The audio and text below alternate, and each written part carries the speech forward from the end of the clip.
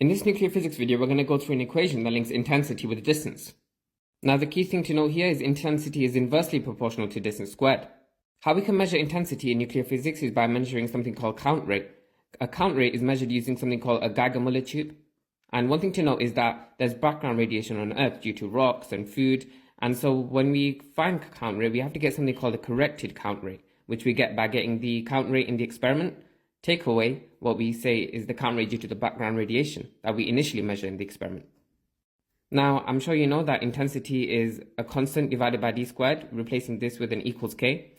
And if you multiply both sides by d squared, you get intensity times d squared is equal to a constant. That means that if you have a graph, it should be intensity on the y-axis and 1 over d squared on the x-axis. So that when you have a straight line and you're doing intensity divided by 1 over d squared for the gradient of the line, because it's always changing y over changing x, that'll get you to id squared, which is constant.